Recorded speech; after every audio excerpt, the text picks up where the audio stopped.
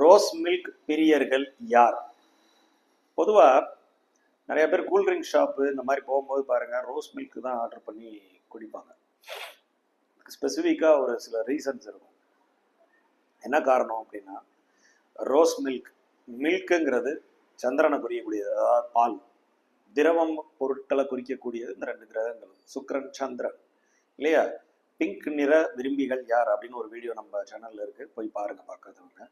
சரியா? இந்த rose milk பிரியர்கள் இது ஸ்பெசிஃபிக்கா அந்த சந்திரனும் சுக்கிரனும் யார் யாருக்கெல்லாம் ஜாதகத்துல ரொம்ப க்ளோஸா 5 டிகிரியில இணைஞ்சு, அது மட்டும் இல்லாம உங்களுடைய லக்னம், லக்னாதிபதி, 2ஆம் அதிபதி, 4ஆம் அதிபதி, 5ஆம் அதிபதி இவங்களோட எல்லாம் சம்பந்தப்படுறாங்க, இந்த சுக்கிரன் சந்திரன் அந்த இடத்துல எல்லாம் சம்பந்தப்படுறாங்க அப்படின்னா நிச்சயமா உங்களுக்கு அந்த ரோஸ் மில்க் மேல ஒரு ஆர்வம் நிச்சயமா இருக்கும், அதை குடிக்கணும் அப்படின்னு.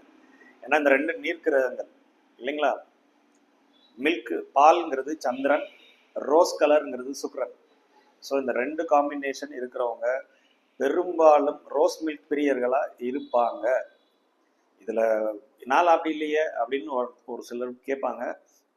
அவங்களோட ஜாதகத்துல வேற ஏதாவது காம்பினேஷன்ஸ் உள்ள குறுக்க இருக்கும், ஏதாவது பாவகிரகங்கள் வேற ஏதாவது உள்ள கலவை இருக்கலாம், இல்லை இது வேற ஏதாவது ராகுவோ கேதுவோ சனியோ இந்த மாதிரிலாம் சம்மந்தப்பட்டுருச்சு அப்படின்னா டிஃப்ரெண்ட் ஆயிரும் பலன். இதில் ராகு வந்துட்டா கூட அதை அதிகப்படுத்தி விட்டுருவாரு, ரொம்ப ரோஸ் மில்கை குடிக்கிற மாதிரி அதிகப்படுத்தி விட்டுருவாரு. இந்த கேது சனி இதெல்லாம் வந்துட்டா டோட்டலாக டிஃப்ரெண்டாக மாறி போயிடும். செவ்வாய் இதெல்லாம் வந்துருச்சுன்னா டோட்டலாக மாறிடும்.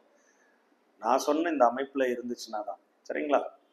ஸோ யார் ஜாதகத்தில் எல்லாம் சந்திரன் சுக்கிரன் ஏதோ ஒரு கனெக்டிவிட்டியில இருக்கிறாங்க, இல்லை பலமா இருக்கிறாங்க, இந்த ரெண்டு கிரகமே பலமா இருக்கு அப்படின்னா நிச்சயமா நீங்க ஒரு ரோஸ் மில்க் பிரியரா இருக்கிறது